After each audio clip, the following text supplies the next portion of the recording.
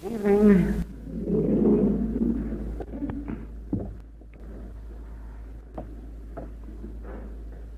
I won't make any answering speeches to Mr. Spencer's words of welcome.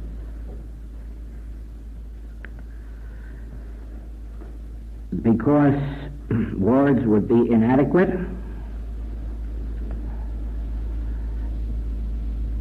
And more than this,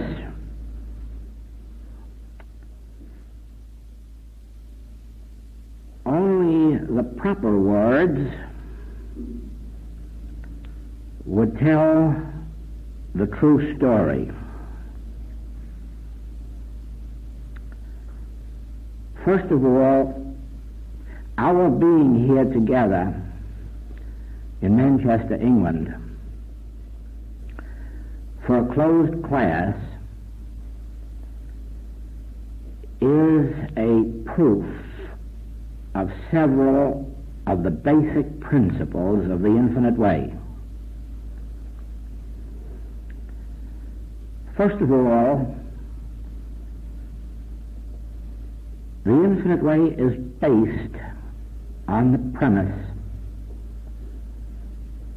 that our state of consciousness draws to us our life's experience. Now, this is a very hard saying. It means that whatever of good has come into your life, you are responsible for. Nobody gave it to you on a silver platter, and nobody could have given it to you separate and apart from your own consciousness having drawn it to you. That part of it sounds very good, but this next part doesn't. Whatever of discord and inharmony you have experienced in life, you have created for yourself. Nobody has done it to you, and nothing has done it to you but you, or me, as the case may be. This doesn't seem true when you go back over your life and say, oh no, it was my parents' situation that did this to me, and it was my cousin's betrayal that did this to me, and my partner's failure that did this to me, or my husband's lack that did this to me, or my wife's failure that did this to me. But none of that is true. Our state of consciousness drew to us the experience that we were having or are having. That does not imply that there is any guilt on your shoulder for wrongdoing or wrong thinking. That tells only that whether or not you knew the truth or were ignorant of the truth determined the outcome. In other words, ye shall know the truth, and the truth shall make you free. But if you do not know the truth, you will be in bondage. And so your only fault was you did not know the truth, and you were not responsible for that. Because unless you had been taught the truth from birth, it was inevitable that sin, disease, lack, limitation, or death must touch you at certain periods of your life. And the only way in which you could have avoided it would have been to know the truth. Now, the truth wasn't always available to you, because we were born into ignorance. And until modern metaphysical teachings came into the world, there was very little of truth for anyone to know. The world was in spiritual darkness. The world has been held in spiritual darkness for this past 1700 years. Only with the beginning of metaphysical teachings into the world did light, spiritual light, begin to penetrate. It is very interesting in this light to know that in your newspapers last Friday and Saturday was the proof of what I'm saying to you. 5 years ago when I was here, the Church of England formed a committee to examine into the subject of spiritual healing. And this committee interviewed many men and women who had made national or international reputations in the spiritual healing field. And they announced that within 5 years they would give a report as to their findings. And this report they released last Friday. It was reported in the London newspapers in full. And one of the startling things that it said was this: that Christian Science has awakened the church to its responsibilities and to establishing again spiritual healing which the church had lost.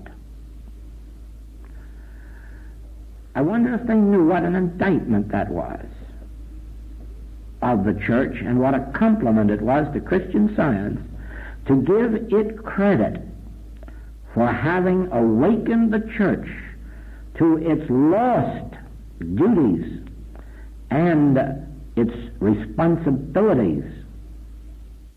It went further and said that Christian Science embraced many wonderful doctrines that all Christians could accept. That was a tremendous, tremendous admission to make. And then it said one of those things that seems impossible for anyone to say.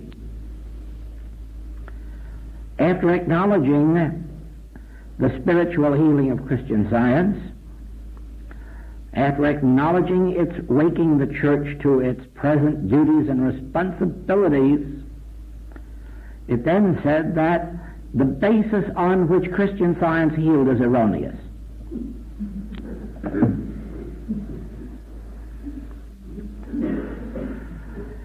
Well, it speaks for itself that if Christian Science heals, it can't be healing on error.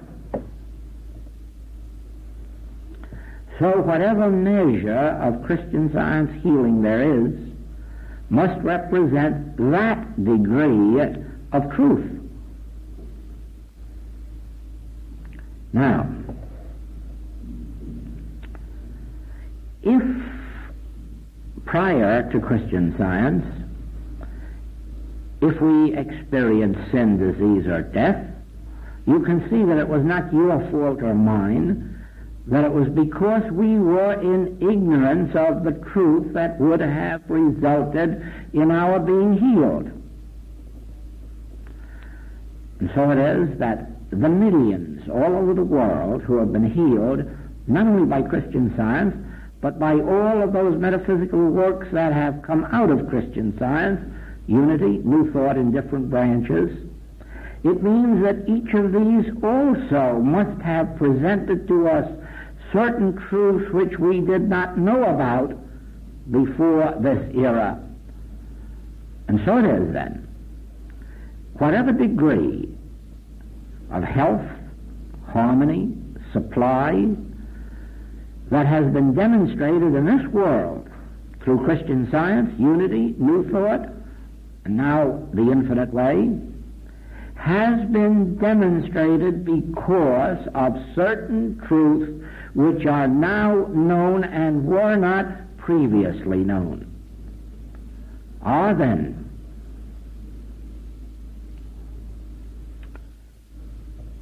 this means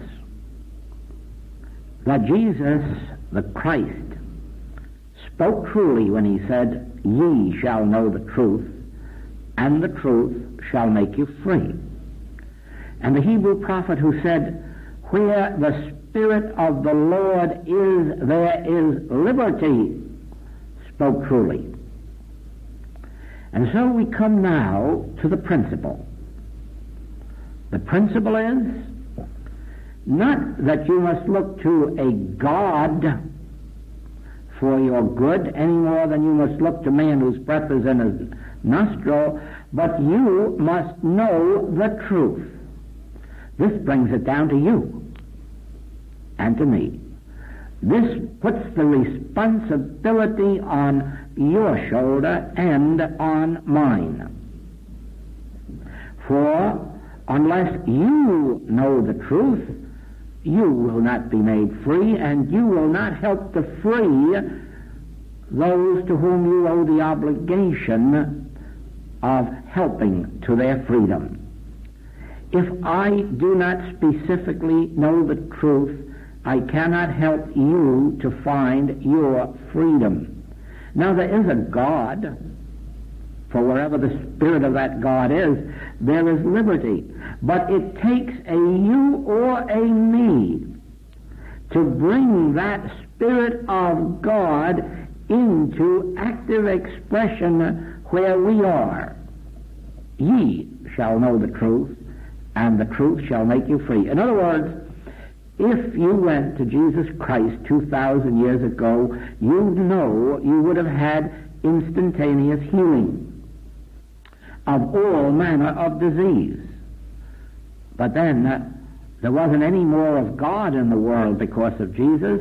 There was a Jesus who knew more of this truth and could demonstrate it. And when you went to the disciples, you didn't always get an instantaneous healing, for he had to say to them, if you just had a little grain of faith, you could have healed this too.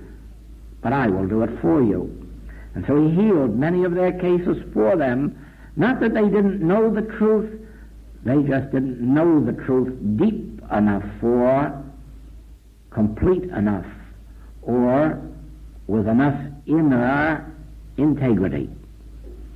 Now, you have the same condition on earth today. If you find a practitioner of deep enough awareness of the truth, spiritual understanding, you may expect instantaneous or quick healing of almost any manner of disease or human condition. Where you find practitioners not at that top level of awareness, you still will have healings and even miracle works. And when you find practitioners of still lower level of awareness, there is still some healing to be found, but less in might and depth. So we come again to the fact that while God is the same yesterday, today, and forever, and while God is no respecter of persons, there is a ye. Ye shall know the truth. And the responsibility rests with you, and in proportion to your state of consciousness do you bring harmony into your body, your home, your family, your purse, your students, your community, ultimately your world. Now, we are here together in Manchester in a closed class because you have the state of consciousness to draw this class to Manchester. I would show you that this could not otherwise be. If you were asked to take up a collection to bring me here from Hawaii to give this class, you would throw up your hands in horror when you heard the figures that it would take. And you would say, impossible. And yet you have proved a spiritual demonstration when you have accomplished it without that money. And the Infinite Way says, You can make any demonstration you want, and money is not the factor. It is not dependent on money. It is dependent on your state of consciousness. And when you have that state of consciousness, you can have this whole world. And when somebody outside says, well, how can you afford it? You'll say, I never thought of affording. I just thought of God. And all things were added unto us. Now, in the same way, had there not been a Mr. and Mrs. Spencer to start, everything starts with one. You know that. Everything starts with one. It was one Jesus Christ that gave Christianity to the world. It was one Abraham that gave the one God to the world. It was one Mrs. Eddy who gave spiritual healing to the world. Always it is one individual in whom everything centers and from whom everything flows. And so it took one couple to be so impressed, so touched by the message, as to stir in them a flame which drew unto them one more and two more, one here and one there, and through their, I call it integrity, that is, their ability to explain that you can't get something for nothing. It is what you put into the study that you draw out. It is the hours with the books or the recordings that ultimate in your harmony, health, wholeness, and completeness. Nobody can do this, not even a teacher from overseas, not even a local teacher, not even a Jesus Christ. No, Jesus Christ only reached a few out of the multitudes that were around him.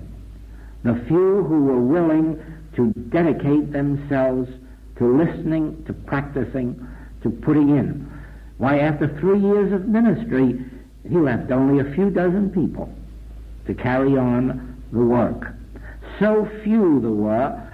Oh, they were all willing to sit at his feet and be healed and be fed. Aren't we all? But to take that next step and study and practice, study and practice, give of oneself until the revelation comes, there were very few. So it has been that you represent those who have given the hours to the writings, to the recordings, have given the dedication of yourselves to this work. For I know that many who would like to have been here are not here tonight because they did not participate to the extent of preparing themselves for the message and so have not been accepted. You then, your consciousness drew to you this experience for whatever benefit it may prove to be to you in the end. You did it. Not I, and not the Spencers. They drew to themselves, their light drew you, but what you did, that determined your presence here. And what you do from here on in will not be to my glory or to theirs. It will be to yours.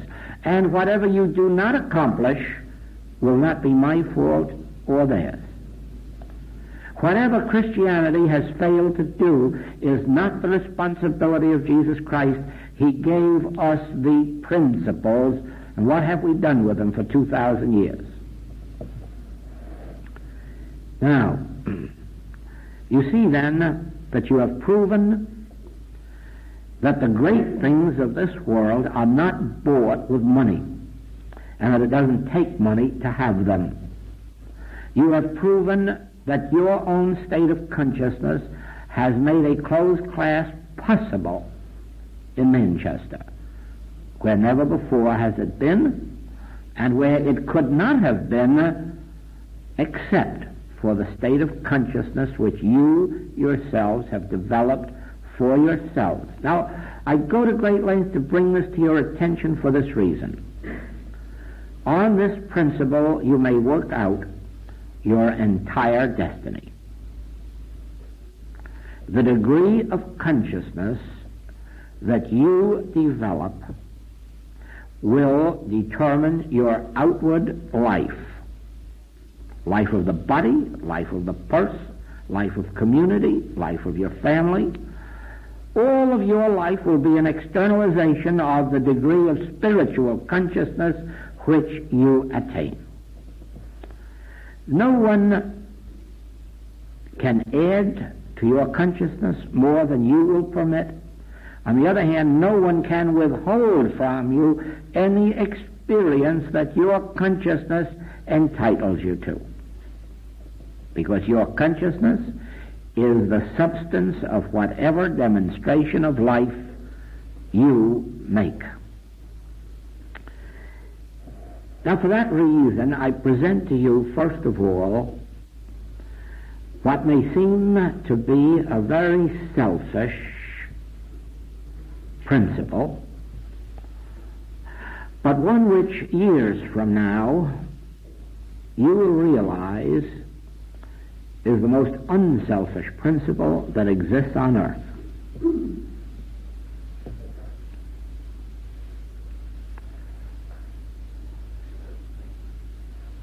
Give up all thought of benefiting or helping the world.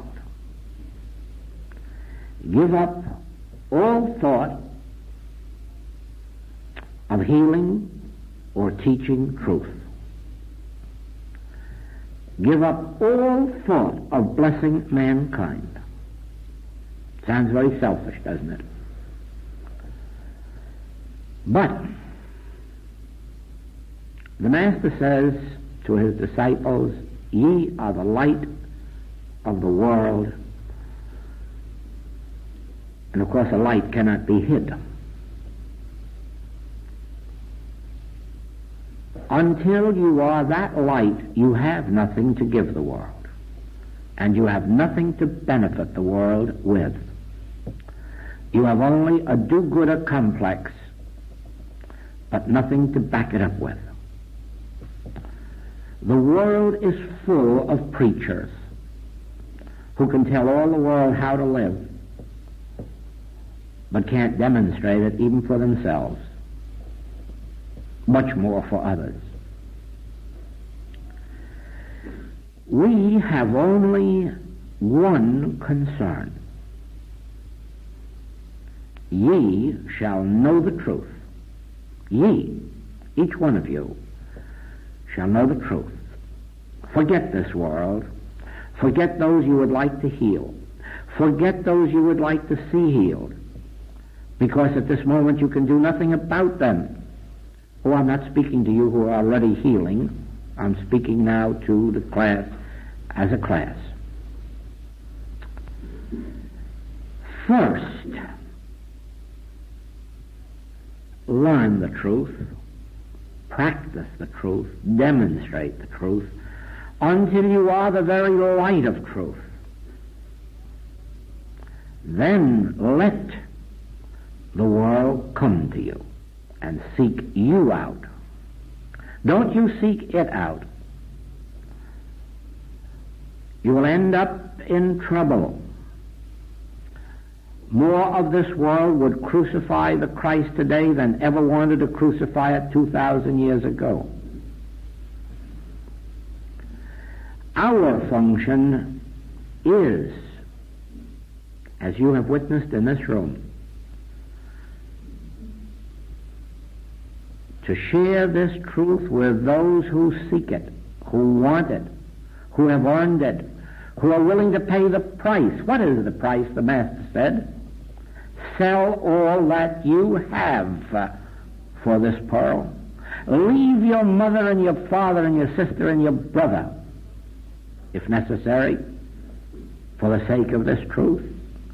Dedicate yourself, give yourself, spend unto your last farthing, until you have become the very embodiment of truth, until you have it, until you are it, until it possesses you, until you can say, I live, yet not I, Christ liveth my life.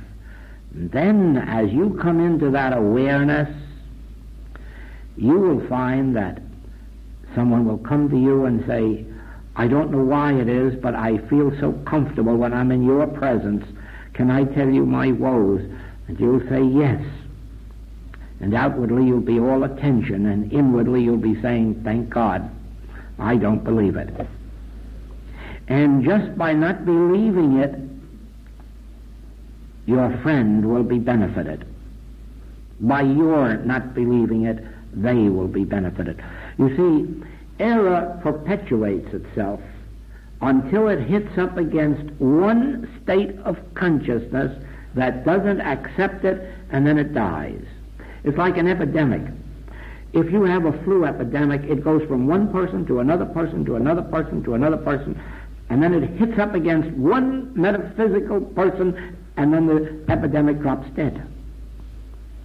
The moment it reaches one consciousness that doesn't accept it, it's done for. It's that way with gossip. It's that way with rumor. It's that way with scandal. It travels like this until it hits up to one individual who says nonsense. And then it comes to an end. It stops. It dies. So you will find that one by one, people will come to you. And some will ask you to pray for them, and others will say, heal me. And others will say, I'm comforted by being with you. Others will merely say, won't you pray for me? But you will now begin to find that you are a light and that you are a blessing. And when you begin to discover that, be even more silent than before. Keep it bottled up within yourself, because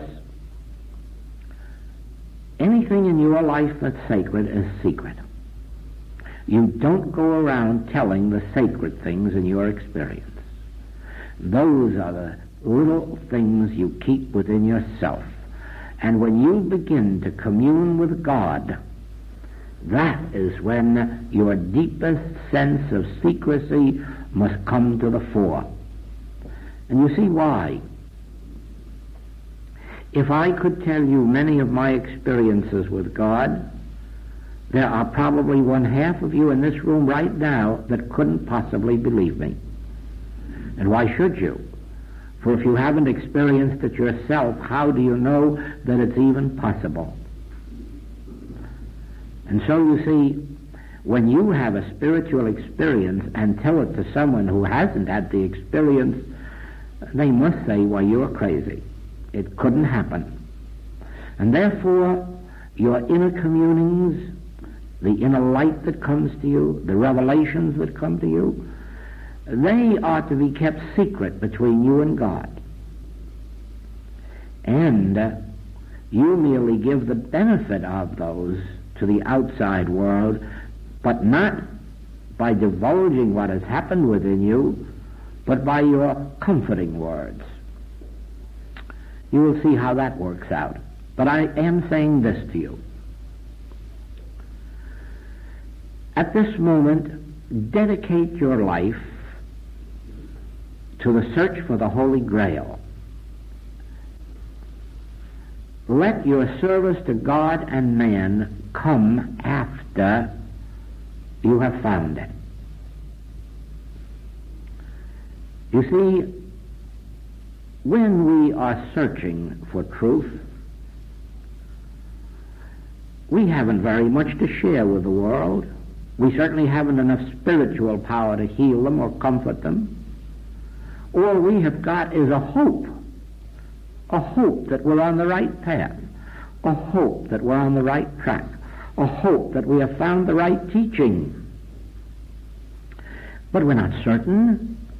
We haven't yet had a revelation from God saying to us, this is the way, or now my power is upon you and you are ordained. Or no. On the search, on the path, why, there are many who are not even certain now that the infinite way is their path. They read the infinite way today and they read something else tomorrow, and next week they hear something else, and 2 weeks later they're chasing after something else, and yet expecting that they have something to bless the world with. They haven't found their own yet. Oh no. First, find the Holy Grail. I don't say that to all of you the infinite way is your particular way. No. You may be at a period of searching and seeking. And this is one of the things that you're finding, but you may later find that this wasn't your way at all. And you'll keep on, and keep on, and keep on. But until you have discovered, until it has registered in your consciousness, I now forsake all others. Now I am wedded. This is my way, I walk in it. This is my path.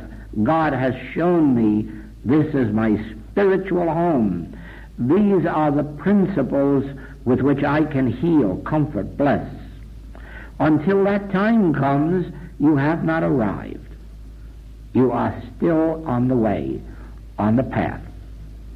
And it is best that you keep silent and keep sacred and keep secret whatever you are doing. Then, when one of these days something inside of you says, as we read in the last chapter of The Infinite Way, the New Jerusalem, I am home in thee. You know, when that passage, when that verse came to me in 1937, I knew that my searching was over. I knew that my wondering was over. I knew that all uncertainty was past. Now it had been revealed to me, I am home in thee. I have found New Jerusalem. I have found my spiritual home, and I have never wavered one single second from the principles that were then revealed to me. That is why in my original manuscript, The Letters, you will find how these principles began to unfold and be written down, and from that day to this, there have been new ways of presenting these principles, but there has never been a deviation. Sometimes people say, Joel is growing. I don't think so, because I haven't discovered any new principles or any new light except a deeper awareness of those principles that reveal themselves to me, which we call the principles of the infinite way. When the day comes that you absolutely know that the infinite way is your spiritual home, your spiritual path, your particular approach to life, then you start all over again with the books and with the recordings to make sure now that you know the principles, that you understand the letter of truth upon which you are building your consciousness. By this time, you have had requests for help. People have come to ask you what you have. And now, of course, you know it's only one message. You don't hand out books or booklets of 2, 3, 5 different messages. You know now that you have found the one for you. Therefore, you present it. And when you are asked questions, you answer according to the principles of this particular message. And then you find these benefits beginning to take place, And they come one by one, and then two by two, and it keeps growing and growing and growing until you find yourself in a ministry.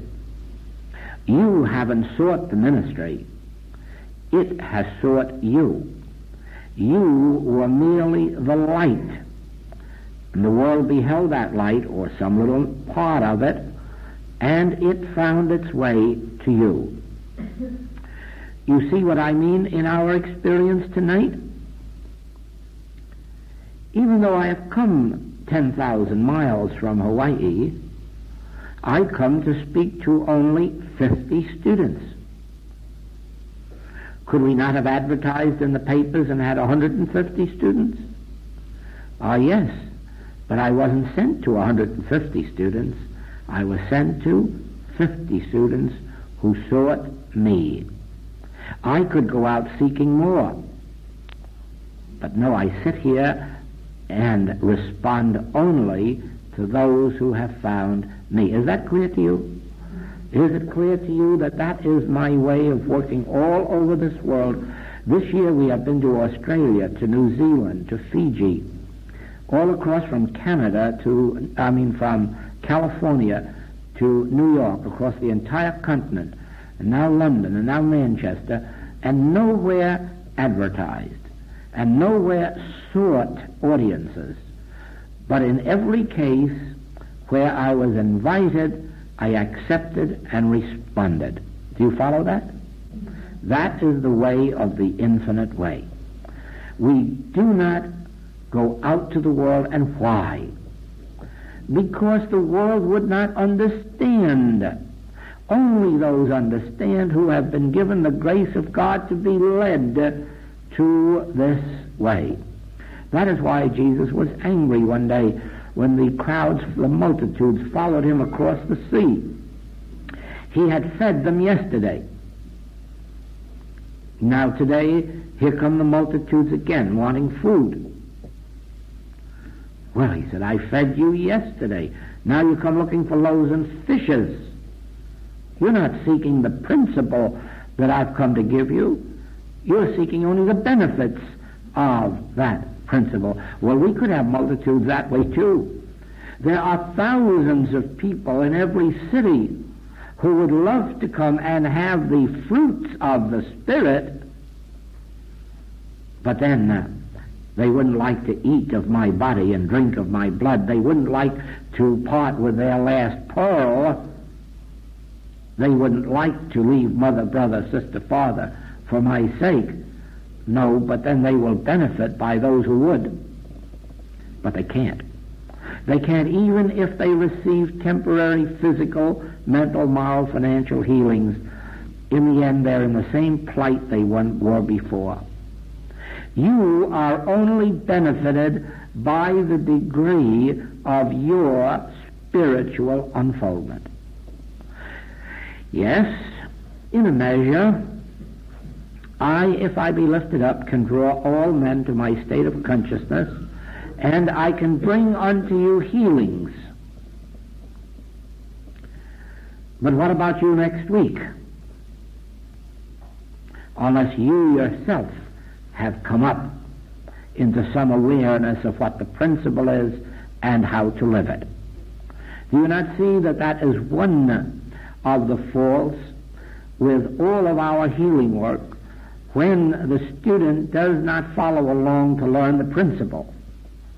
They do get some measure of healing, but next week, next month, next year, they are in a sad way again.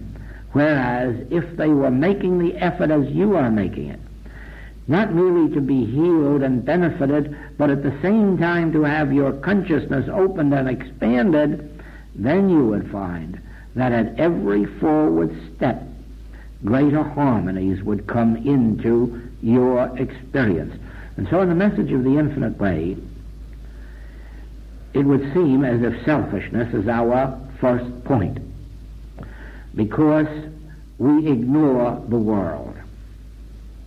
I might say to you that in my first 13 years of study, I never once thought of being a practitioner. I never once thought of healing anybody. I never once thought of serving God or mankind. The thought never entered my mind. I had only one hunger, and that was to find truth. And I wasn't thinking of the world, and I wasn't thinking of God, and I wasn't thinking of any man on the earth. I was thinking purely of me. What is truth? Can truth be known? Can I ever find release from these inharmonies and discords of material living?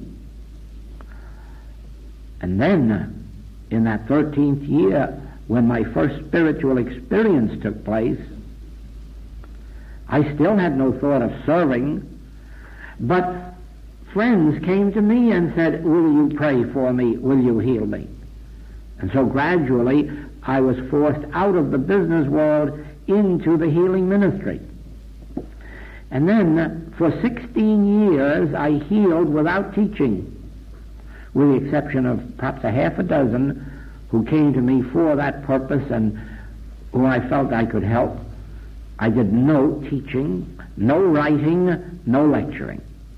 My only writings were my weekly letters. No books, no lectures, no classes. For 16 years, I sat and demonstrated that these principles will heal. And even then, I never wanted to teach or write. The writing came about purely by what seems to be an accident, and the teaching the same way. Never did I seek it. Always those came to me and brought me into it. As a matter of fact, it was my secretary who was responsible for my book, The Infinite Way. I didn't dream that I was writing a book. And she had the manuscripts of these letters that I thought were going to be letters. And then one day she said, "Why, we have a book here." "We do." And when I read the manuscripts through, I said, "I think you're right." And that's how the book was born. Not by an attempt to write a book, just because truth was pushing itself out. And then the book came. Now, from this experience, I say to you, if you haven't a healing consciousness, what's the good of wanting to heal? You won't heal. If you haven't the developed consciousness of the Spirit of God, what is the use of wanting to bless mankind? You won't bless mankind. But if you give your first attention to yourself, study, practice, if necessary, give treatments every day to the cats and dogs and birds around you. Practice. Utilize every opportunity silently and secretly to help members of your family who are not feeling well. Silently, secretly. Practice, practice, practice until you actually witness fruitage taking place, and then keep doubly silent until somebody comes to you and says, "Please help me." And then you'll find that one by one and two by two, the world will come to you, the world that can receive you, and you will not be crucified. You will only be crucified if you go out and try to tell the world that cannot receive you. He came unto his own, and his own received him not. O Jerusalem, I would take you under my arms like a mother hen takes its chicks, but ye would not. And that's how you feel about this world once you have a healing consciousness. Oh, you'll say to yourself, why are there 50 people in this room? Why can't we have 500? You'll know the answer why. Because the world out there will not. And so you'll give yourself to those who will, who would, those who will study, those who will dedicate themselves, those who do see that this pearl, that this is the pearl that's worth giving up your pearls for. So it will be. Now, where the Spirit of the Lord is, there is liberty. And perhaps you have thought that Well, of course, the Spirit of the Lord is everywhere. In an absolute sense, that is true. There is no place where God is not. But insofar as the world is concerned, that is of no particular benefit. You may say God fills this whole world. Yes, but so do wars. So do diseases and sins and fears. So what good is it then that the world is full of God? And the answer I give to you out of the experience of the infinite way is this. God is of no avail to the world except where God is realized. One with God is a majority. If one individual in this room realizes consciously the presence of God, everyone in this room who is receptive feels some measure of it. If 2 or 3 or 4 of us in this room realize the presence of God, the power will be so powerful that all of us will be lifted up. If there is one member of your family who takes time each day to sit quietly and realize the presence of God, your home is blessed in some measure, the measure of receptivity on the part of the other members. If there is no one in your home consciously realizing the presence of God, then the presence of God is not benefiting your home. You see, all human experience is a sense of separation from God. You will find, as you study the writings, the message of the Master and of Paul, that you are only mortals who cannot please God until the Spirit of God dwells in you, and then do you become children of God. Now, perhaps you haven't known that. Perhaps you have taken some absolute position that we are all children of God.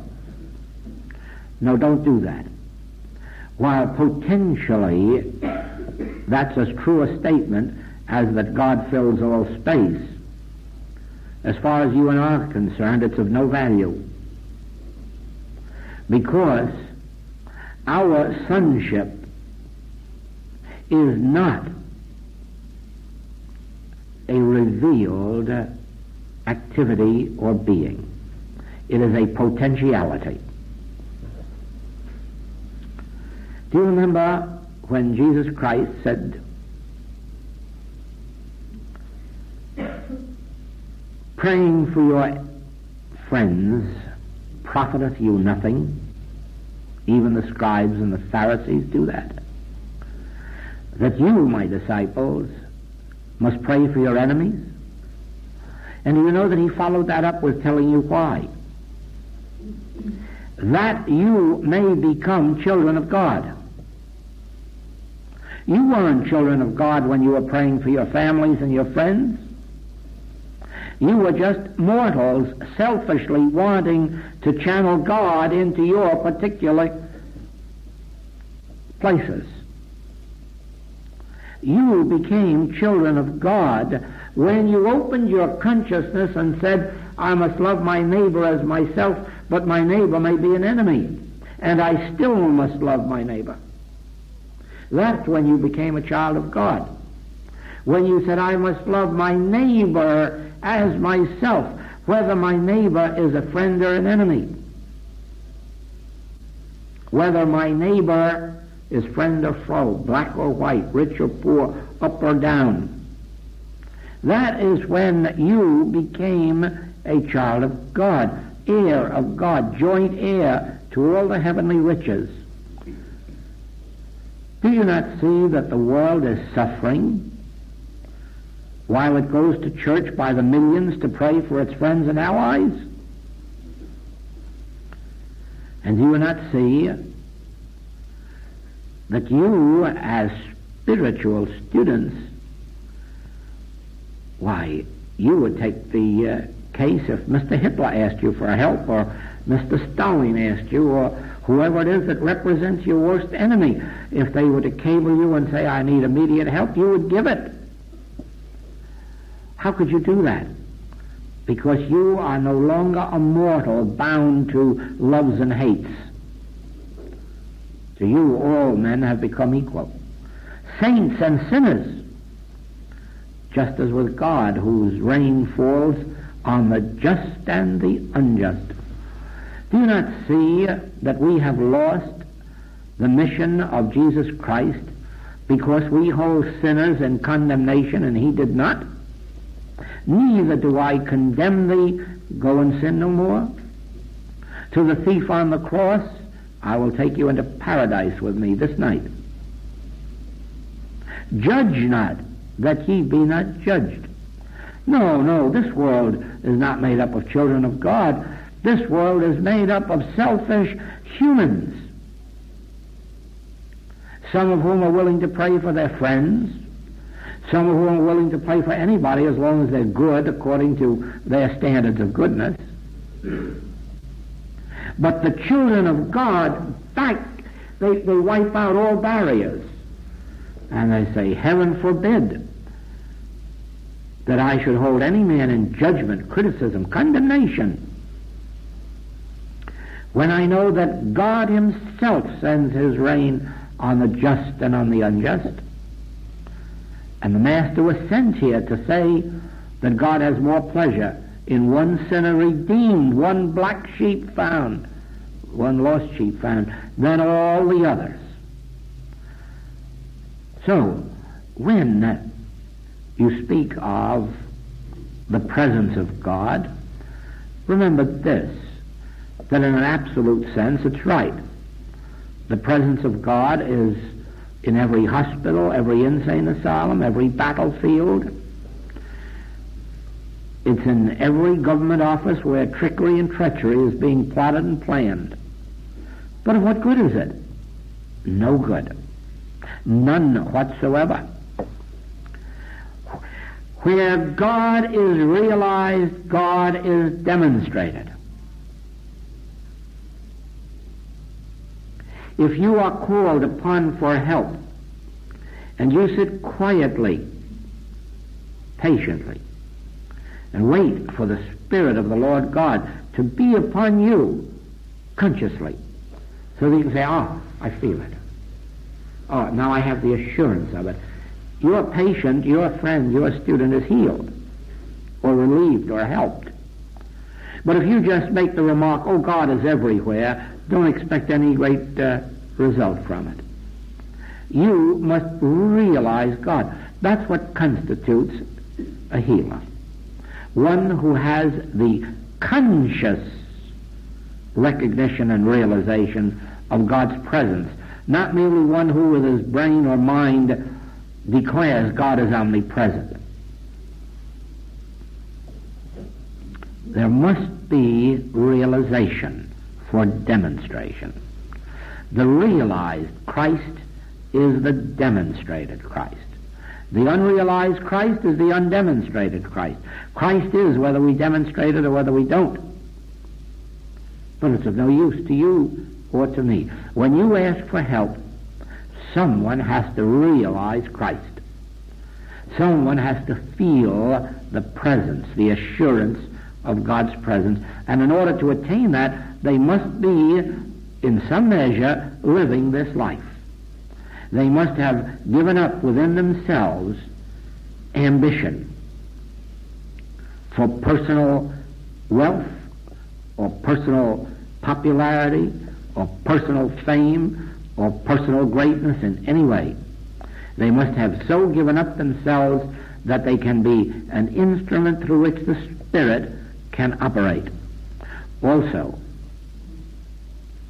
they must have so given up their comfort, or the world's type of comfort, that they seek only the hours and hours and hours of meditation in which that Spirit of God may be realized and continuously maintained, because if it isn't maintained, it's soon lost.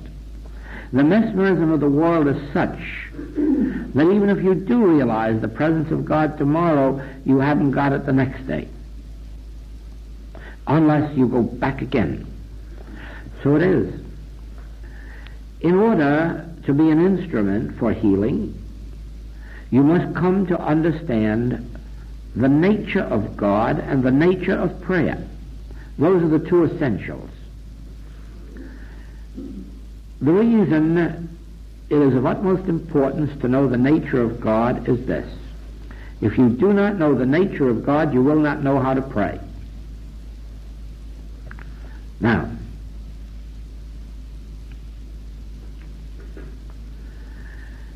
God is not a giving God or a withholding God. There is no God that gives us anything, and there is no God that withholds anything. And unless you come to that realization, you will not know how to pray. Now I will illustrate this for you. I'm afraid you'll have to turn over.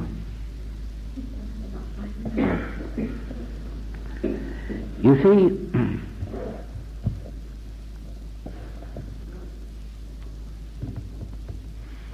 the sun is disappearing from the skies and night is coming. And if we are patient enough, morning will come and the sun will return. Daylight will come. At this very moment, the tides are going out or the tides are coming in. If they're coming in, we need only be patient and they'll go out. If they're going out, we need only be patient, they'll come in. If we want fish, we will go to the sea. If we want birds, we will go to the air. If we want gold or oil, we'll go into the ground. Who ordained all this? There must be a creative principle responsible for this universe and all of the laws that are governing it. More than this, there must be a maintaining principle, keeping it in operation through all these thousands of years. And now the remarkable thing is this. No one has to pray about it. No one has to pray for daylight to come tomorrow or dark to come tonight. No one has to pray for the sun to come up or the moon to come up. No one has to pray for the stars to come out. No one has to pray for the tides. No one has to pray that there be fish in the sea or birds in the air. No one has to pray that there be gold in the earth or oil. No one has to pray that there be crops in the ground. Isn't that a miracle? That God does all of this without our help? Seems almost impossible sometimes, doesn't it? That God can run a whole universe like this without us sitting around praying, telling Him what to do and when, and sometimes how much. Do you not see that God is, whether or not man does anything about it? Do you not see that the functions of God take place whether or not man prays, or whether or not man is good or bad? Do you not see that crops are growing in the bad countries as well as the good countries, if there are any good countries? Do you not see that this world is a God-governed world without any help at all from man? Yes, I think you'd better turn over and